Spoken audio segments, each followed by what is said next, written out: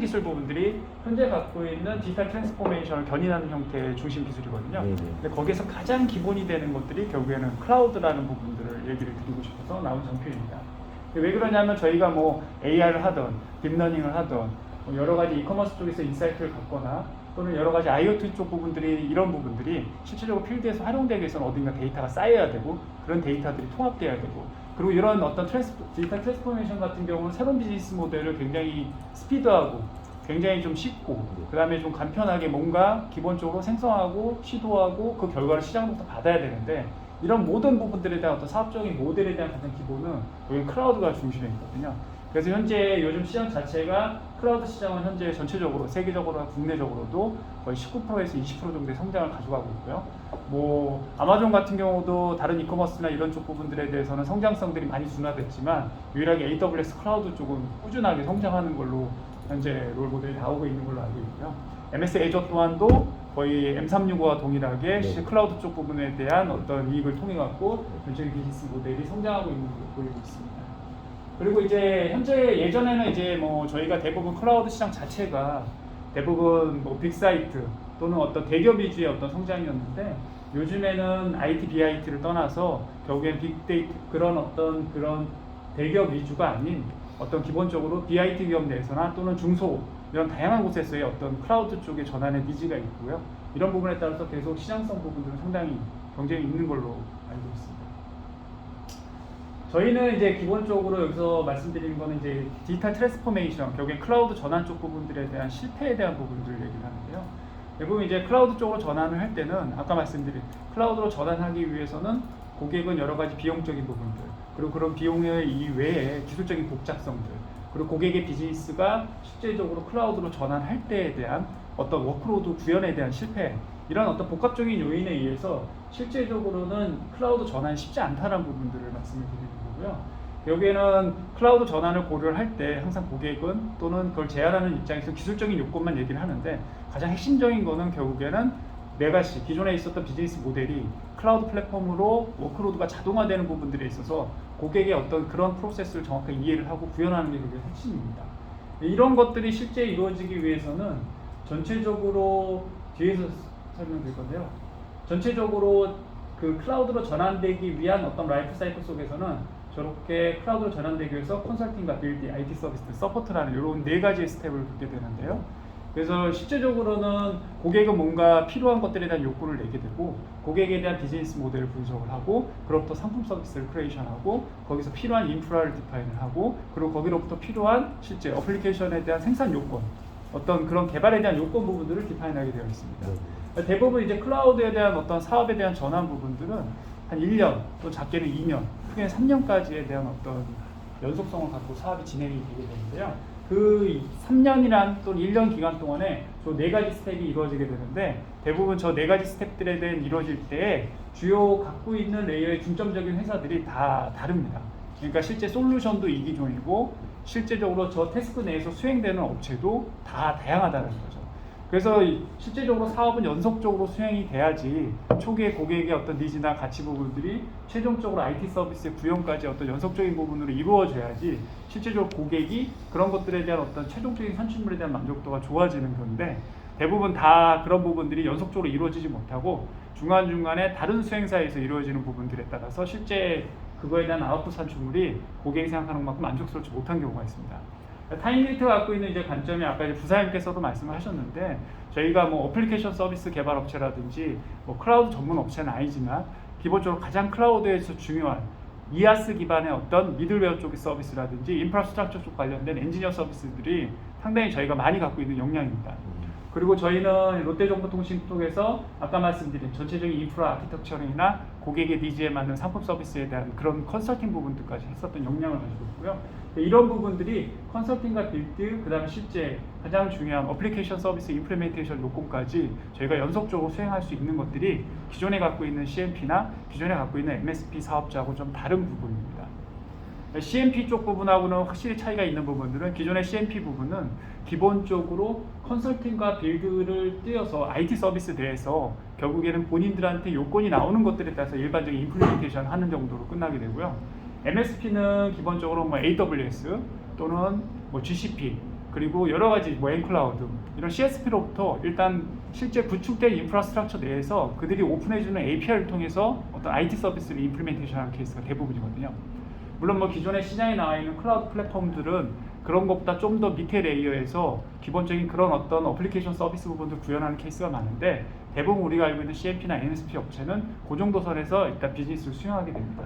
근데 저희는 이제 그런 부분보다는 좀 더 인프라 레벨에서는 로우 레벨에서 그런 부분들을 설계하고 디자인하고 실제적인 어플리케이션 서비스, 사용자가 쓰는 어플리케이션 서비스까지 그런 니즈 부분들을 연속적으로 수행하면서 결국에는 구현하고 그 결과물을 견인하는 것들을 연속적으로 할 수 있다는 게 기존 사업자와 좀 차별이 있다고 생각할 수 있을 것 같습니다. 타임게이트는 이 사업 수행을 엔드투엔드로 하는 게 비즈니스 모델이에요? 아니면 필요에 따라서 하시는 건가요? 아니면 말씀 주신 것처럼 이게 길잖아요. 이 타임라인이 네네. 긴데 이게 들어가서 이제 구축 완료할 때까지 하시는 건지 주로 어디에 포커스를 하고 계신가요? 지금은 이제 SI도 하시냐? 저는 이제 맞습니다. 예, SI도 예. SI도 하시고. 예. 네. 그래서 아까 말씀하신 엔드-투-엔드 부분까지 전체적인 사이클 할 수 있다는 건 강점이니까 그거는 우리가 제한 요건이라든지 제한 상황에 따라서 언제든지 할 수 있는 거고요. 그 위에 우리보다 좀 더 나은 SI 업자가 있다면 그들과 같이 코업을 하면서 또 수행을 할 수 있는 요건도 할 수 있는. 그래서 이제 실질적으로 저희가 갖고 있는 그 클라우드 플랫폼에 대한 부분은 기본적으로 아까 앞에서 설명드린 CMP 쪽의 사용자 포탈, 그 다음에 이제 워크로드 플랫폼, 이거는 이제 기본적인 클라우드 플랫폼으로 이해하시면 될 것 같고요. 그 다음에 빅데이터 쪽의 데이터 플랫폼으로 이루어져 있습니다. 기본적으로 저희는 프라이빗 클라우드에 일단은 무게를 두고 있고요. 그 다음에 기존의 레가시라든지 일부 퍼블릭 서비스 부분들을 통합하는 쪽 부분들을 현재 저희가 갖고 있는 이제 모델입니다. 뭐 기존에 있는 CMP 쪽이나 대부분 그 MSP 업체 쪽에서는 CSP 쪽 기존에 갖고 있었던 CSP 모델을 가지고 통합하는 형태로 가기 때문에 그들이 지향하는 뭐 하이브리드나 멀티 클라우드는 CSP의 다양한 컨텐츠 부분들 인프라스트럭처 포함을 해서 프로비저닝 하는 거고요. 저희도 뭐 향후에는 뭐 퍼블릭 부분에 대한 요건은 항상 고객들이 하이브리드 형태로 말을 했을 때 프라이빗과 퍼블릭을 섞는 경우가 많고 그리고 일부는 이제 레가시 쪽에 있는 어플리케이션 서비스랑 연계하는 경우가 많기 때문에 전혀 배제는 할 수는 없지만 기본적으로 저희는 아까 말씀드린 엔드-투-엔드로 했을 때 프라이빗을 이제 기준으로 얘기를 합니다. 아무래도 이제 프라이빗을 기준으로 얘기를 하기 때문에 전체적인 인프라스트럭처 레이어, 그 다음에 가상화 기반 위에서의 어떤 워크로드 레이어, 그 다음 그 위에서의 어플리케이션 레이어, 그 다음에 전체적인 빅데이터 플랫폼을 통해서 실제 가시성을 갖는 부분들이 사실 그런 서비스에 대한 모델이기 때문에 그런 어떤 플랫폼들에 대한 어플리케이션 서비스가 필요하다고 이해를 하시면 될 것 같고요. 그래서 주요적인 특징은 제가 아까 키워드로 말씀드린 것처럼 레가시아 또는 일부 이제 퍼블릭 쪽 클라우드 부분들을 통합해서 연결해서 인터그레이션 할 수 있는 관리 체계를 제공한다라는 것들, 그 다음에 고객 쪽의 다양한 상품 서비스 부분들을 워크로드 형태로 구현하기 용이하다라는 부분들, 그래서 그런 어떤 자동화, 오토메이션된 워크로드에 대한 플랫폼이 있다라는 거고요. 그 다음에 향후에 파스라든지 인프라스트럭처 쪽의 사일로 쪽 부분이나 인사이트 부분들을 가질 수 있는 어플리케이션 모니터링을 할 수 있다는 것, 그리고 전체적인 클라우드 기반 쪽에서의 다양한 로그 부분들을 통합 관리할 수 있다는 부분들이 저희 전체적인 플랫폼에 대한 특징으로 이해하시면 될 것 같습니다. 저희가 갖고 있는 이제 플랫폼 서비스 인프라는 뭐 현재 그 롯데를 기준으로 해서 현재 인프라를 이렇게 구축이 되어 있고요. 기본적으로 ACI 장비라든지 뭐 VM웨어 쪽의 컴퓨팅 쪽의 부분들, 그 다음에 위쪽 부분에 오케스트레이션 부분들, 뭐 대부분 SDN과 SDC, SDS 부분들을 통합했다고 생각하시면 되고요. 일단 롯데 같은 경우는 실제적으로 이아스 기반까지는 한 셋으로 이제 아까 말씀드렸던 전체적인 부분들을 통합을 하고 그 위에 이제 오픈시프트 기반의 파스 서비스를 올린 형태입니다. 전체적으로 클라우드 플랫폼 쪽 레이어에서는 클라우드 포탈과 워크로드, 그 다음에 빅데이터, 그리고 그 밑에 이제 하이퍼바이저 밑에 이제 오케스트레이션을 두고서 기본적으로 SDC 컴퓨팅과 네트워크와 스토리지 부분들을 통합을 해서 프로비저닝을 한다고 생각하시면 됩니다. 그 SDC 쪽은 보면 다 오픈 소스 쪽은 안 하시나요? 어떤 오픈 소스? 그 지원하는 플랫폼이 저기 시스코 UCS 뭐 하이퍼플렉스 이런 것만 적혀 있는데. 오픈 소스도 지원합니다. 저희가 이제 뒤에서 말씀을 드릴 건데 네. 저희가 뭐 컴퓨팅 쪽 부분들 현재 그 롯데 같은 경우는 기본적으로 시스코 쪽에 장비가 좀 많이 들어갔습니다. 그래서 아무래도 시스코 쪽 부분들이 네트워크긴 하지만 이제 기본적인 어떤 뭐 SDC 시장에서 실제 프로비저닝 할 수 있는 자기네 장비 자체를 프로비저닝 할 수 있는 것들을 써서 시스코 쪽에 그 UCSD라는 걸 썼거든요. 근데 지금 말씀하신 대로 시스코 UCSD를 쓸 수도 있고, 그 다음에 우리가 뭐 별도의 vSphere에 오픈 API를 쓸 수도 있고요. 지금 말씀하시는 오픈스택에 뭐 KVM 같은 걸 써가지고 실제 프로비저닝도 할 수 있고요. 그다음에 일부 퍼블릭은 뭐 테라폼을 써서도 할 수 있는 거죠. 그러니까 저희가 다 되는 건 아니지만 기본적으로 그런 스택 기반 내에서 임플리멘테이션을 할 수 있습니다. 근데 이제 지금 현재 이 부분은 L클라우드 쪽에 구현되어 있는 구성을 보여드리기 때문에 일단 이 정도만 네. 디파인한 거고요. 뒤에 가면 좀 더 그런 부분들이 더 많이 노출될 수 있습니다. 이제 이건 이제 사용자 포탈입니다. 이제 CMP 쪽으로 생각을 하면 되고요. 보통 이제 CMP 쪽 부분들은 지금 말씀하시는 SDC와 SDS, SDA까지 어떤 인텔리전스 클라우드 쪽에 완전히 프리 오토메이티드하게 일단 프로비징 되고 그 위에 가상화 위반해서 일단 별도의 백엔드 서비스에 의해서 이제 기능들이 도출되게 되고요. 뭐 메뉴에 대한 부분들은 뒤에서도 약간 보실 수 있는데 기본적으로 가장 중요한 건 결국에는 이제 어떤 프로비전이죠. 네, CRUD 입장에서 자원을 생성을 하고 그 자원들을 업그레이드하고 확장하고 그 다음에 인벤토리 서비스 내에서 그 자원들을 모니터링하고 필요한 요소 부분들을 생성하고 삭제하는 형태로 생각을 하시면 됩니다. 그리고 이제 메뉴 자체에 대한 부분들은 기본적으로 저렇게 사용자 인터페이스 생성 및 삭제, 조회 및 기능, 운영 관리 형태로 되어 있는데요. 운영 관리 측면에서는 아까 말씀드린 워크로드나 빅데이터 쪽 부분들의 일부 기능들이 저희 자체에 대한 어플리케이션 서비스 부분들을 모니터링을 하고 리소스 현황들을 활용할 수 있게 그렇게 애드온 되어 있고요. 그 외에서 뭐 AWS 아시면 거의 유시할 것 같은데 AWS도 EC2 인스턴스 내에서 기본적으로 프로비저닝을 하고 나면 기본적인 모니터링을 할 수 있죠.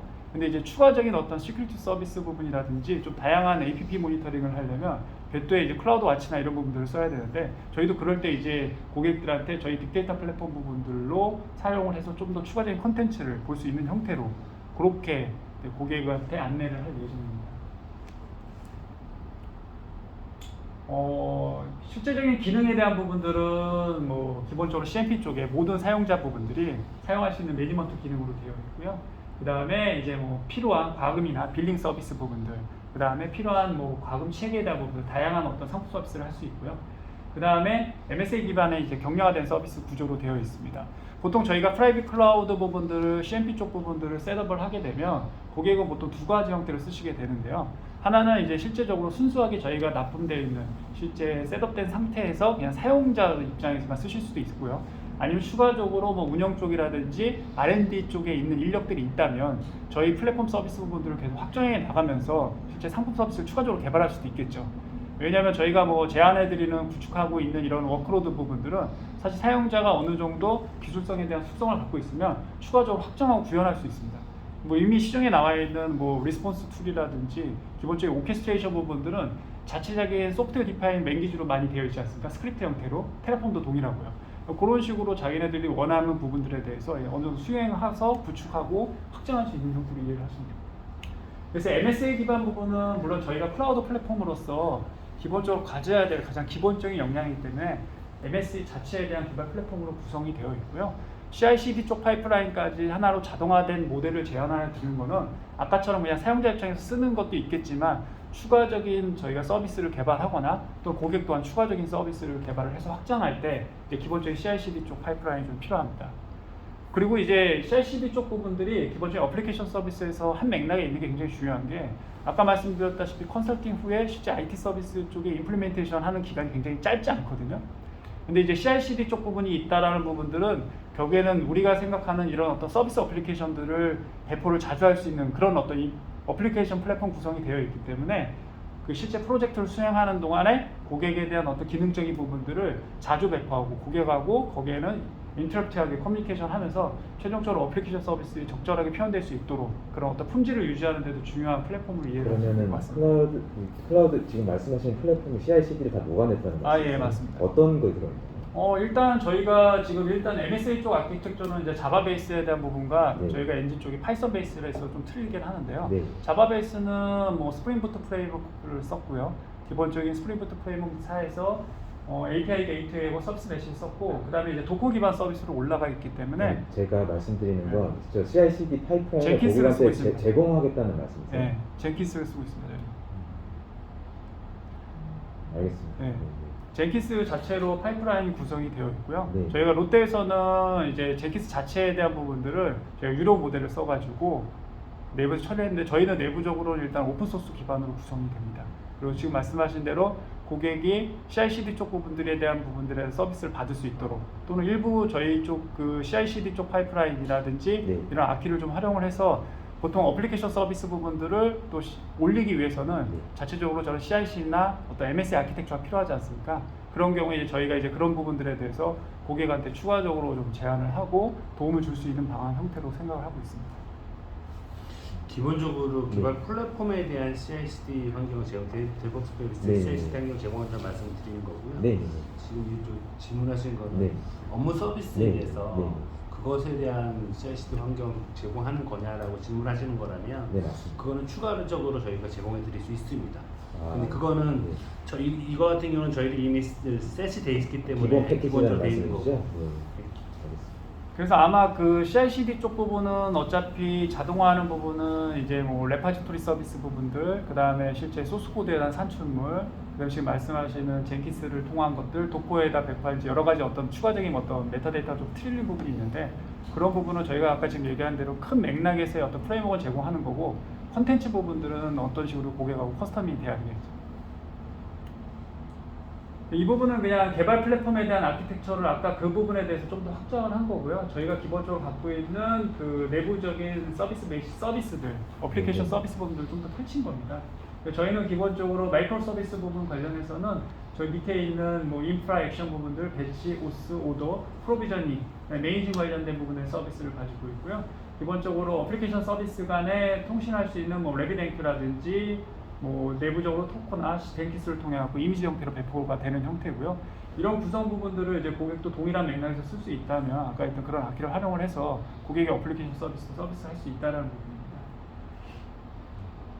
그리고 아마 이제 마이크로 서비스 부분들이 지금 현재 저희가 저렇게 갖고 있는데 추가적으로 이제 고객에 대한 니즈가 생기면 저기에 이제 추가적으로 서비스를 배포를 해야 될 상황이 생기잖아요. 이런 부분들을 요 구성에 따라서 여기 임플리멘테이션을 빠르게 하고 빨리 디플로이 해가지고 고객이 그 부분에 대한 산출물을 빨리 확인할 수 있는 형태로 이렇게 프로젝트를 진행하기 위해서 구성을 갖고 있습니다.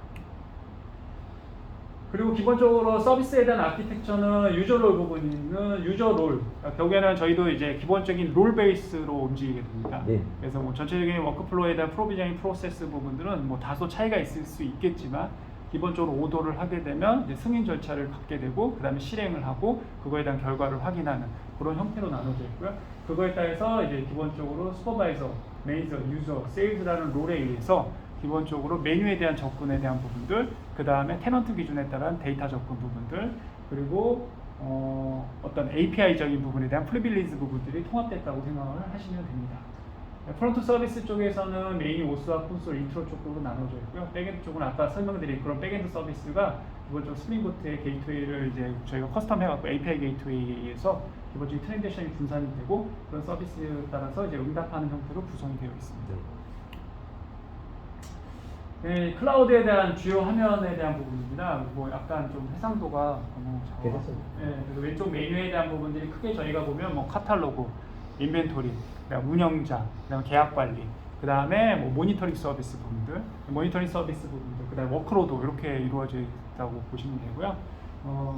카탈로그 같은 경우는 다양한 상품 서비스를 생성할 수 있는, 크리에이션할 수 있는 화면이고, 인벤토리 화면 내에서는 실제 생성된 화면에 대해서 리드하거나 업데이트할 수 있는 기능이고요. 그 다음에 기본적 운영 관리 측면에서는 계약 관리, 사용자 관리, 그 다음에 뭐 여러 가지 프리빌리지에 대한 부분들을 관리할 수 있고요. 그 다음에 이제 워크로드적 관점에서는 실제 실행하는 형태에 대한 어떤 실시간 모니터링이라든지 실제적인 아까 말씀드린 TG 클라우드 쪽의 워크로드 서비스 부분들에 대해서 저희가 워크플로우가 수행되는 것들을 모니터링할 수가 있습니다. 그리고 이제 통합 로그 쪽 부분들은 기본적으로 이제 시큐리티 서비스 부분들, 그리고 저희 자체에 대한 아까 얘기했던 뭐 어플리케이션 서비스 부분들에 대한 부분들, 컨테이너, VM 부분들을 모니터링을 해서 현재 리소스 사용 현황을 볼 수 있는 형태의 메뉴로 구성되어 있다고 보시면 될 것 같습니다. 그런 형태의 화면을 보는 거고요. 이거는 실제적인 프로비저닝에 대한 현황을 보시는 화면입니다. 이 프로비저닝 현황에서 실제로 프로비저닝이 일어나고요. 그 프로비저닝이 일어나게 되면 이 상황에서 이제 프로비저닝의 상태를 볼 수 있고 이 상태에서 인벤토리로 넘어가고 실제적인 수행을 하시면 됩니다. 이제 워크로드 쪽으로 좀 넘어가겠습니다. 워크로드 부분은 기본적으로 뭐 아까 말씀드린 가장 핵심적인 부분은 대부분 다 클라우드 플랫폼을 가지고 있죠. 예. 뭐 크게 뭐 확장하면 되게 뭐 스택적으로 얘기하면 오픈 스택에 대한 클라우드 플랫폼이 상당히 좀 넓을 것 같은데요. 스펙트럼 자체가. 근데 뭐 테라폼도 어떤 클라우드 플랫폼이고 UCSD 쪽의 오케스트레이션도 기본적인 클라우드 플랫폼이 될 수 있습니다. 근데 이제 좀 그런 부분들에 대한 부분들이 저희가 이제 다이렉트로 저희가 갖고 있는 어플리케이션 서비스에서 그런 클라우드 플랫폼들의 API를 호출할 수 있는데 그게 아니고 저희는 이제 추가적으로 중간에 워크로드 플랫폼을 따로 뒀습니다. 이 워크로드 플랫폼 내에서 아까 말씀하시는 오픈소스 기반의 오픈 API를 워크로드로 구현을 할 수도 있고요. 그 다음에 별도의 시스템이 되는 UCSD 같은 다른 오케스트레이션 툴과 REST 형태로 연결해서 프로비저닝에 대한 부분들을 수행을 할 수도 있고요. 또 순수하게 그냥 레가시 시스템의 뭐 쉘 형태라든지 기본적인 TCP 통신을 해가지고 거기로부터 뭔가 스크립트를 실행을 시켜갖고 저희가 뭔가 크리에이션을 할 수도 있는 형태로 이해를 하시면 됩니다. 가장적인 핵심은 결국에는 지금 말씀드리는 그런 다양한 이 기존 클라우드 플랫폼 부분들을 저희 워크로드 플랫폼 내에 통합을 해서 고객의 입장에선 타겟팅되는 인프라스트럭처 부분들이 뭐 AWS가 됐던 아니면 자신의 프라이빗 클라우드가 됐던 일부는 레가시가 됐던 것들에 대한 어떤 위치적인 거에 제약사항 없이 뭔가 통합할 수 있고 그런 부분에 대해서 확장할 수 있는 것들에 대한 것들의 강점이 있다고 생각하시면 될 것 같고요. 그런 입장에서 티스 클라우드 워크로드 부분들은 인프라 리소스 관리나 뭐 CSP 연계, 뭐 오케스트레이션, 비동기 텍스나 동시 서비스 부분들을 지향을 하고 전체적인 프로바이더는 뭐 클라우드 개발, 그 다음에 모니터링 분석. 이거는 이제 뭐 저희가 일반적인 어떤 스텝을 얘기하는 겁니다. 그러니까 기본적인 워크로드를 통해 갖고 저희가 어떻게 매니징하고 그리고 임플리멘테이션하고 그 부분들을 모니터링할 수 있고 그 이후에 분석을 해서 확장할 수 있다라는 이런 부분들을 티스 클라우드 플랫폼 내에서 이용을 할 수가 있습니다. 티스 클라우드 플랫폼도 뭐 뒤에서 화면 보시면 기본적으로는 그 워크로드와 동일한 형태, 그러니까 포탈과 동일한 형태의 구성을 갖고 있고요. UI, UX가 따로 있습니다. 그래서 기본적인 워크로드 플랫폼 부분들은 이 기존 클라우드 플랫폼을 통합할 수 있는 관리도고요. 주요적인 특징은 결국엔 커스텀 파이프라인을 제작하기 용이하다는 거. 파이프 제작에 대한 부분들은 파이썬 랭귀지를 쓰기 때문에 결국에는 랭귀지에 대한 부분에 대한 진입 장벽이 있긴 하지만 기본적으로 저희가 제공하는 오퍼레이터나 저희가 쓴 워크로드를 재사용을 해서 거기 내에서는 재조합해서 실제 추가적인 워크로드를 개발하는 데는 좀 사용자에게 어떤 그런 부분들에 대한 부분은 제공을 할 수 있고요. 그 다음에 지금 말씀드리는 그 이기종 다양한 플랫폼에 대한 부분들을 통합할 수 있다는 거고요. 전체적인 워크플로우의 실제적인 관리에 대한 측면을 통해 갖고 워크플로우를 개발하고 실행의 상태를 모니터링하고 그거에 대한 분석을 하고 또는 그거에 따른 어떤 리스폰스를 하면서 전체적인 매니징이 하나의 사이클 내에서 관리될 수 있다는 거고 전체적인 실행 상태를 모니터링할 수 있습니다. 네, 밑에서 보시면 아까 말씀하신 대로 오픈스택 프라이빗 클라우드 부분과 뭐 커스텀 파이썬 부분들 프라이빗 클라우드 쪽에 저희 자체적인 뭐 오케스트레이션 워크로드 그 다음에 별도의 뭐 SDK나 스크립트 또는 테라폼 일부 부분들을 통합을 해서 가는 거고요. 아까 말씀드렸다시피 전부 다 구현되어 있는 건 아닙니다. 기본적인 인터페이스 내에서 저런 부분을 할 수 있게 구조가 잡혀 있고 현재로서는 뭐 프라이빗 클라우드에서 갖고 있는 UCS나 vSphere 쪽 부분들을 갖고 있고요. 그 다음에 오픈스택 부분들을 저희가 요가 버전 부분들을 통합을 하면서 지금 기본적으로 VMware와 VM 기반에 대한 부분들을 아까 말씀드린 다른 오케스트레이션을 포함하지 않고 오픈스택 내에서 처리할 수 있는 것들을 지금 처리하고 있습니다. 위쪽에서는 뭐 기본적으로 이제 프로파일 관리하고 그 다음에 매니징 할 수 있는 것도 되어 있고요. 그런 거에 따라서 기본적인 프론트 화면이 있습니다. 핵심적인 기능은 프로비저닝을 자동화할 수 있고요. 그 다음 전체적인 인프라에 대한 부분에 대한 리소스 관리, 여기 프로비저닝에 대한 어떤 수행 시간이라든지 그거에 대한 레이턴시에 따라서 확정에 대한 부분들을 고민할 수 있고요. 전체적으로 모니터링이 사용량을 측정할 수 있습니다. 그리고 아까 말씀드린 5번의 이기종 클라우드를 통합하는 데 유용한 그런 구성을 갖고 있다고 생각하시면 됩니다. 이거는 뭐 플랫폼 시스템 구성에 대한 부분들을 하나 넣었는데 이거는 뭐 크게 여기서 말씀드리고 좀 어쨌거나 클라우드 쪽의 플랫폼 부분들은 액티브 스탠바이가 됐던 스케일 아웃 될 수 있는 형태를 가져야 되는데 저희도 기본적인 워크로드에 대한 부분은 멀티 프로세싱이 기반으로 구현이 되어 있어서 워크로드를 굉장히 빠르게 또는 많이 해야 되는 경우에 대해서는 뒤쪽에 있는 멀티 프로세싱 되는 코어를 확장하는 형태로 구성이 되어 있습니다. 그래서 뭐 저희가 어플리케이션 서비스하고 DB 쪽 서비스로 이루어져 있는데 그 워크로드를 수행하는 멀티 프로세싱 부분들을 액티브 형태로 구성 확장을 하면 실제로 동시에 프로비저닝을 빨리 할 수 있고 빨리 할 수 있다라는 부분을 말씀을 드린 거고요. 파이프라인 구성 부분들을 실제 멀티 파이프라인으로 구성이 가능하기 때문에 잡 레이턴시가 오래 걸리는 부분들은 태스크를 쪼개갖고 진행을 한 다음에 그것들을 나중에 커플링을 해가지고 하나의 아웃풋을 낼 수도 있습니다. 제가 헷갈려서 그런데 포탈이 지금 TG 클라우드 플랫폼이라는 포탈에 모듈이 3개가 있다고 봐야 되나요? 아니죠. 그러니까 TG 클라우드 플랫폼 안에요. 그 어플리케이션이 3개가 있다고 생각하시면 됩니다. 네, 그러니까 포탈을 선택하고 플러스 알파로 워크로드 플랫폼을 선택을 해야 된다는 말씀이시죠? 네, 그러니까 뭐 한 셋으로 들어가는 게 가장 베스트한데요. 예를 네. 들자면 CMP 같이 저희가 비즈니스를 한다면 포탈만 납품할 수도 있는 거죠. 왜냐하면 포탈 자체도 백엔드가 있기 때문에 네. 그 역할을 할 수도 있는 거고. 그걸 가지고 고객들이 새로 개발을 하든 뭘 하든 건 자유고. 네네. 그리고 이제 워크로드 부분들은 아까 말씀하신 대로 뭐 사실 CMP 입장에서는 워크로드라는 그런 레이어가 없거든요. 네. 그냥 포탈 서비스만 가지고 와서 백엔드에 실제 붙이면 됩니다. 다른 API들을. 근데 이제 워크로드가 있으면 아까 말씀드린 저희가 프라이빗 내에서 프로비저닝 할 수 있는 그런 어떤 워크로드가 있는 거고, 그다음에 거기 내에서 다른 퍼블릭 서비스 부분들과 좀 통합해서 네. 구현할 수 있는 그런 형태죠. 이런 구성이 또 좀 어플리케이션 서비스 개발 입장에서 좀 틀린 게, 실제 어떤 커스텀 요건 부분들을 어떤 포탈 서비스는 사실 상당 부분 프로세스가 정형화되어 있지 않습니까? 네. 그리고 백엔드 서비스 부분이라는 것들이 결국 프론트 쪽에서 노출된 형태의 어떤 구현이 많이 대부분인데, 그러면 아까 말씀드린 파이프라인에 구성되는 그런 어떤 프로세스는 사실 상당 부분 커스텀되어 있고 상당히 좀 유즈 케이스가 다양하거든요. 그런 복잡도에 대한 부분들을 워크플로우 쪽으로 내려가지고 어플리케이션 서비스 품질을 유지하는 데 도움이 됩니다.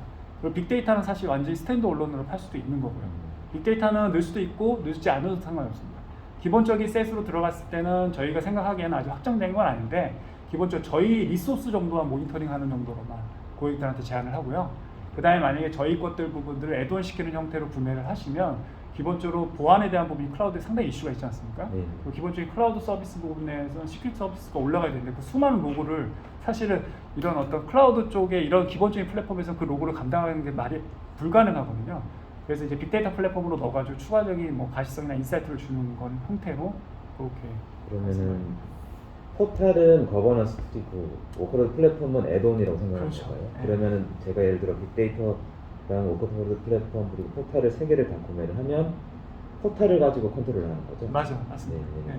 네. 이제 포탈에서 필요한 요건 부분에 대한 컨트롤은 어느 정도 하는 거고요. 네. 이제 포탈은 근데 어쨌거나 그 셋이 들어갔을 때, 포탈은 오퍼레이션 입장에서는 그냥 일반적으로 저희가 말씀드리면 사용자 포탈이거든요. 그러니까 사용자가 보는 기능 내에서의 워크로드와 빅데이터는 다 거기서 컨트롤 하시고요.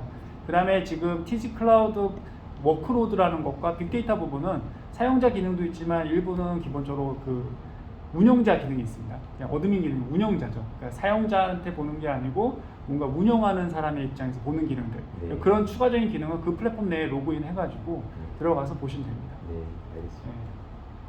향후에는 뭐 싱글 사이언을 통해 갖고 플랫폼에 포탈에서 로그인하면 네. 그쪽에 애드온 시킨 부분으로 다이렉트로 넘어갈 수 있는 네. 것도 현재 고민하고 있습니다. 워크로드에 대한 부분에 대한 커스텀 워크 플랫폼 자체를 아까 말씀드린 멀티태스크로 구성할 수 있다라는 거고요. 아까 말씀드린 복잡적이거나 레이턴시 중에 있는 발생하는 태스크 중에서 독립적으로 움직일 수 있는 건 스프라이트계 쪽에서 동시적으로 멀티 프로세싱을 수행을 한 후에 그런 부분들을 받아갖고 하나의 태스크로 할 수도 있습니다. 이거는 이제 기본적인 주요 화면 내시고요. 나중에 뭐 소개 자료 지금 만들고 있어서 네. 그 부분에 보면 화면들이 되게 많습니다. 그래서 보시면 왼쪽에 메뉴처럼 기본적으로 대시보드에 대한 부분들, 그 다음에 워크플로우를 모니터링할 수 있고, 그 다음에 메이징 관련된 부분들에 대해서 실제 수행 시간, 그 다음에 페일오버 처리에 대한 부분들, 그 다음에 그런 부분들에 대해서 뭔가 실제적으로 아까 했던 워크플로우, 커스텀 워크플로우 부분들을 에디팅하고 수정하고 업데이트할 수도 있습니다. 이제 마지막으로 이제 빅데이터에 대한 부분들 소개해드리겠습니다. 빅데이터 부분은 저희도 그 엘라스틱 서치에 대한 오픈 소스를 활용을 했고요. 네. 전체적으로 뭐 저희가 갖고 있는 시큐리티 서비스는 별도의 엔진을 또 모디파이 해갖고 만들었습니다. 그래서 기본적으로 엘라스틱 서치 내에서 기본적으로 갖고 있는 빅데이터 파이프라인 수집 저장, 그 다음에 실제 비주얼라이제이션 부분들이 처리될 수 있게 되어 있고요. 그 다음에 타겟팅되는 데이터 소스 부분은 뭐 기본적인 갖고 있는 레가시 시큐리티 쪽 부분들, 그리고 그 외에 이제 컨테이너 서비스나 어플리케이션 서비스 부분들을 현재 중점적으로 보고 있습니다. 내부적으로는 빅데이터 플랫폼 서비스는 추가적으로 컬렉트 부분들 중에서는 이제 컨테이너 서비스라든지 VM 쪽 부분들에 대한 다양한 어플리케이션을 하기 위해서 기본적으로 프로메테우스 같은 오픈소스 부분들을 연계를 해가지고 컬렉터 쪽으로 쓰고 있고요. 그런 구성을 통해서 실질적으로 프론트 쪽 내에서 비주얼라이제이션을 하거나 일부는 또 오픈소스를 통해서 대시보드를 구성하는 형태로 되어 있습니다. 그래서 크게 보면 수집, 가공, 저장으로 되어 있고요. 기본적인 이제 워크플로우도 얘도 또 있습니다. 아시겠지만 기본적으로 어떤 사건이나 이슈가 생기게 되면 소명 처리를 하게 되어 있죠. 대부분 업무 프로세스에 들어가 있기 때문에 얘도 이제 소명을 처리하고 그에 대한 리스폰스를 보내는 형태로 되어 있다고 생각하시면 됩니다. 결국에는 핵심적인 부분들은 저희가 빅데이터 부분들은 사실 어떻게 보면 트렌드하게 굉장히 좀 뭔가 익숙한 단어지 않습니까? 근데 클라우드 쪽 부분에 대한 부분들은 사실 빅데이터 자체에 대한 어떤 강점보다는 아까 말씀드린 이 클라우드 쪽에 아까 거버넌스 측면에서 실제 포털 서비스 부분들을 애드온 했을 때 저희 또한 그런 어떤 사일로 부분이라든지 서비스적인 어떤 이슈에 대한 부분들에 대한 인사이트를 주는 형태로 조합을 마친 거고요. 그렇기 때문에 운영 환경에 대한 발생 위협을 감지하자라는 건데 운영 환경은 기본적인 어플리케이션에 대한 오퍼레이션 부분하고 그 다음에 시큐리티 쪽 부분에 대한 어떤 이슈에 대한 부분들 이 두 가지로 포커스를 해서 하고 있고요. 그거에 대한 어떤 이슈를 탐지하고 고객에게 빠르게 식별할 수 있게 하고 여기 그거에 대한 확산을 최소화하자라는 거고요. 추가적으로 빅데이터 플랫폼을 가지고 있기 때문에 고객이 데이터를 많이 부어가지고 거기로부터 뭔가 필요한 데이터 프로세스를 통해서 인사이트를 제공한다면 기본적으로 빅데이터 구성 자체가 그렇게 될 수 있기 때문에 그런 부분에 대한 제약사항은 없습니다. 그리고 일단은 기본적으로 환경에 대한 부분은 실제 온프라미스나 클라우드 두 개 다 지원이 가능하고요. 온프라미스가 클라우드 플랫폼 바깥쪽 내에서 별도 해소를 통해서 받아갖고 데이터에 대한 부분들을 줄 수도 있고요. 클라우드 내에 별도의 VM웨어 서비스나 컨테이너 서비스로 올라가서 데이터를 처리할 수도 있습니다. 전체적인 서비스 구성은 아까 말씀드렸던 엘라스티서치 엔진으로 구성되어 있고요. 하이브리드 쪽 형태로 되어 있기 때문에 전체적인 서비스는 엘라스티서치가 이제 스토리지 쪽에 메인 엔진으로 잡혀 있고 그 다음에 백엔드 서비스 외에 또 IDB 데이터베이스가 따로 있는 형태고요. 프론트 서비스가 올라가 있고 아까 말씀드린 어떤 그 실제 시큐리티 쪽에 디텍션하고 리스폰스할 수 있는 엔진과 그리고 그 외에 처리할 수 있는 아까 오픈소스나 어플리케이션 모니터링 할 수 있는 것들과 연계되는 형태로 구성을 보시면 되고요. 실제 외부에 도출되는 기능들은 크게 분석과 탐지 부분이 메인으로 보시면 됩니다. 그리고 오른쪽에 이제 별도의 비주얼라이제이션을 통해 갖고 프론트 쪽에서 서비스할 게 되어 있고요. 일부 데이터에 대해 포함되는 대시보드나 화면 부분들은 포털 쪽 서비스에서 보실 수가 있게 되어 있습니다. 이 화면 예시입니다. 저희가 뭐 다양한 대시보드 부분들을 구성할 수도 있고 대시보드에 대한 부분에 있어서 뭐 그러니까 빠르게 고객한테 제안하는 경우 그래프나 오픈소스를 많이 쓰고요. 그런 걸 통해서 애드온된 형태로 별도의 프레임에 넣어가지고 컨텐츠 부분들을 제공을 하고 또 일부 서비스 부분들, 프로세싱이라든지 커스텀돼야 될 부분들은 별도의 프론트 쪽에서 뭐 리액트 기반으로 개발을 해갖고 제공하는 형태로 확장된다고 보시면 될 것 같습니다. 일단은 제품에 대한 소개는 끝났고요. 이제 마지막 장표가 이제 저희가 갖고 있는 전체적인 플랫폼 서비스 부분들에 대한 어떤 부분들이 기존에 있는 사업자, CMP라든지 MSP 업체와 차별화가 뭐가 있느냐는 부분을 정리하는 거고요. 가장 큰 장점은 결국엔 단일 플랫폼입니다. 왜 지금 아까 말씀드린 저희가 이 클라우드 비즈니스를 하기 위한 컨설팅과 그 다음에 이제 빌딩, 실제 인프라를 구축하고요. 그 다음에 IT 서비스, 어플리케이션 서비스를 하고 그 이후에 이제 운영에 대한 매니징 부분들을 포함을 했을 때 이게 어떻게 보면 상당히 다른 형태의 업무 형태이기 때문에 하나의 어떤 회사에서 이 업무를 다 수행하기 어렵거든요. 그리고 실제 이 수행하는 단계 내에서 어플리케이션 서비스에 들어가야 되는 플랫폼 서비스 중에서 기술적인 스택이 다 다릅니다. 지금 말씀드린 포털 서비스, 인프라스트럭처 서비스, 그 다음에 뭐 빅데이터 어플리케이션 서비스 이런 부분들이 다 다르다는 거죠. 그러니까 저희는 전체적인 클라우드 서비스 내에서의 어떤 그런 인적적인 어떤 그 갖고 있는 역량 부분들에서 전체적인 사이클을 다 수행할 수 있다라는 거. 그래서 업체 간에 한계가 있는 부분들, 서로 의사소통에 한계가 있거나 고객에 대한 니즈 반영에 있어서의 어떤 지원적인 요건들에 대해서 어느 정도 자유롭다는 거고요. 그 다음에 실제 이거를 구현하기 위한 기술적인 스택 부분들이 단일 플랫폼 속에 구성이 되어 있기 때문에 그거에 대한 복잡도가 있긴 하나 단일 플랫폼 내에서 통합되고 확장되기가 아무래도 용이하다는 겁니다. 결국엔 고객은 최종적으로는 실제 품질적인 부분에 있어서도 어느 정도 만족도를 올릴 수 있고요. 그 다음에 TCO적인 측면이나 소요비용적인 측면에서도 기존에 있는 경쟁사보다는 강점이 있다고 이해를 하시면 될 것 같습니다. 그리고 이제 자동화된 워크로드를 통해서 고객의 다양히 갖고 있는 유즈 케이스 환경 내에서 그런 어떤 프라이빗, 레가시, 퍼블릭에 대한 부분들을 통합을 해서 제한이 가능한 형태에 대한 부분들을 가져갈 수 있다는 거고요. 그 다음에 향후에 파스 서비스라든지 인프라스트럭처 쪽에 대한 부분들의 여러 가지 사일로적인 부분의 인사이트를 찾기 위해서 클라우드 내에 빅데이터 패키지가 같이 통합되어 있다는 겁니다. 그리고 마지막으로 이제 저희가 갖고 있는 기존에 있는 서비스와 클라우드 서비스를 연결해서 필요한 전문가적인 어떤 엔지니어 서비스를 통해 갖고 전체적인 품질을 올릴 수 있다는 게 저희가 갖고 있는 전체적인 스펙의 강점입니다. 저희가 일단 말씀드린 거 여기까지 하겠습니다. 근데 CMP가 원래 도메인이 몇 개 정도 되는지 아시죠? 네네. 한 10개 정도 네, 되는데 맞습니다. 지금 보이는 게 한 2가지 정도 맞아요. 되거든요. 네. 근데 혹시 일부러 이렇게 따로 뜯어내시는 이유가 있었어요? 이렇게 보통 CMP라고 하면은 하나를 보고 하려고 만드는 근데 건데 뭐 하나를 본다고는 하는데요. 네. 대부분 처음에 있는 CMP 업체들은 아까 말씀드린 포털 서비스로만 시작을 했고요. 그리고 이제 요즘에 이제 기본적으로 그 아까 말씀하시는 네. 대부분 뭐 자기네 이제 브랜드 밑에 아까 말씀드린 빅데이터도 있고 뭐 워크로드에 대한 통합적인 부분도 있고 오픈스택도 있고 여러 가지 형태의 스택을 나열을 해서 전체적으로 라인업을 셋업하는 경우도 많거든요. 제가 생각하는 CMP하고는 많이 다르네요. 아, 그래요? 네. 보통 CMP라고 하면 진짜 거대한 거버넌스 툴이거든요. 네.